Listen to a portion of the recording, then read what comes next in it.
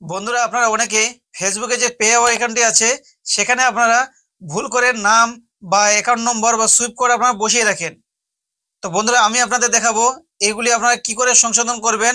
মাত্র 2 মিনিটের ভিতরে আমি আপনাদের সংশোধন করে দেখাবো। তো বন্ধুরা আমি আপনাদের এই ভিডিওতে পুরো স্টেপ বাই স্টেপ দেখাবো। ভিডিওটা শুধু আপনারা পুরো দেখবেন, স্কিপ করবেন না। স্কিপ করলে আপনারা বুঝতে পারবেন না যে আপনারা কি করে এইগুলিকে সংশোধন করবেন। তো বন্ধুরা চলুন ভিডিওটি শুরু করা যাক। কিন্তু তার আগে এই চ্যানেলে যদি আপনারা নতুন হয়ে থাকেন তাহলে অবশ্যই ভিডিওতে একটা লাইক করে দিয়ে চ্যানেলটিকে সাবস্ক্রাইব করে দিয়ে নোটিফিকেশনটাকে অল করে দিবেন। তো বন্ধুরা আমি আপনাদের দেখাবো আপনারা কি করে এগুলিকে সংশোধন করবেন। স্ক্রিনে দেখবেন। আমি আগে ফেসবুক অ্যাপটিকে ওপেন করব। এখানে দেখতে পাচ্ছেন লোগোটা কি, এটাকে ক্লিক করব। ক্লিক করার পর সি ড্যাশবোর্ড এটাকে ক্লিক করব। ক্লিক করার পর এখানে নিচে চলে আসবেন। নিচে করবেন, নিচে চলে আসবেন। নিচে আসার পর পে অ্যাকাউন্ট দেখতে পাবেন। দেখতে পাচ্ছেন পে ওয়ার্ডস অ্যাকাউন্ট, এটাকে ক্লিক করবেন।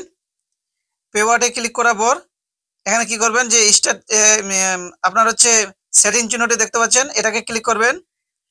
সেটিং চিহ্ন ক্লিক করার পর এখানে নিচে চলে আসবেন। দেখতে পাচ্ছেন পে আউট অ্যাকাউন্ট ইনফর্ম।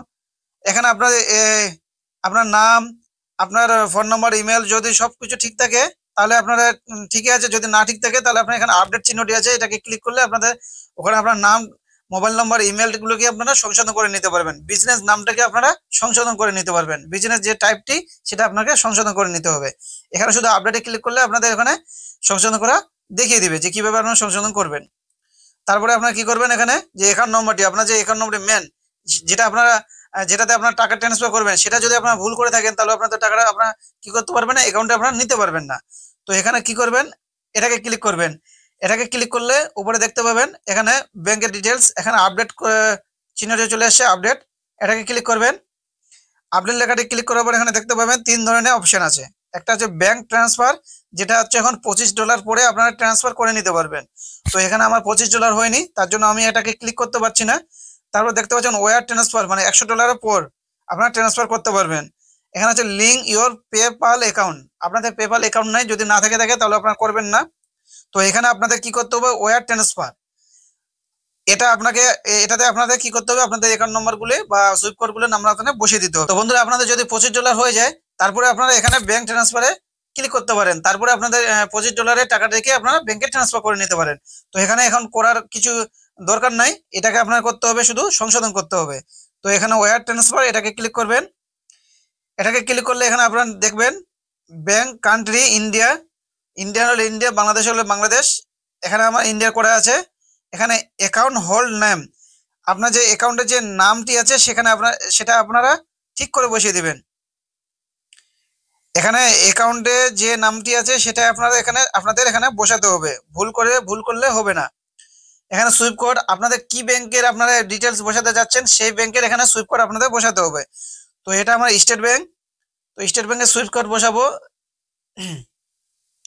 এখানে আমার সুইপ কোডটি লেখাই ছিল, এখানে আমি সুইপ কোডটা কি করব, কপি করব। এখান থেকে সুইপ কোডটি কপি করে নেব। এখান থেকে কপি করে নিলাম। কপি করে নেওয়ার পর এখানে আমি সুইপ কোডটিকে বসিয়ে দেব।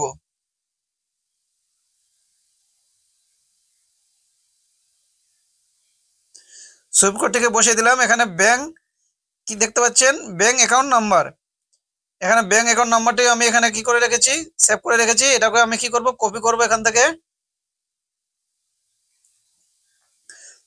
তো এইভাবে আপনারা কি করবেন, আপনাদের সুইপ কোড বা অ্যাকাউন্ট ঠিক করে আপনারা বসিয়ে দিবেন, আবার ভুল করবেন না।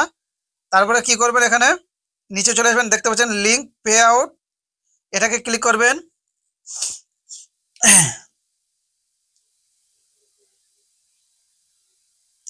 এটাকে ক্লিক করার পর আবার একটু পরে পেজ ওপেন হয়ে যাবে। এখানে দেখতে পাচ্ছেন আপনার আপনার যে অ্যাকাউন্ট নাম্বারটি বা সুইপ কোডটি বসালেন সেটা এখানে আপনার আপডেট হতে কতদিন টাইম লাগবে, জানুয়ারি 18 তারিখ অবধি আপনাদের এখানে টাইম লাগবে। এখানে হোল্ড হয়ে আছে, এখানে আপনাদের টাইম লাগবে।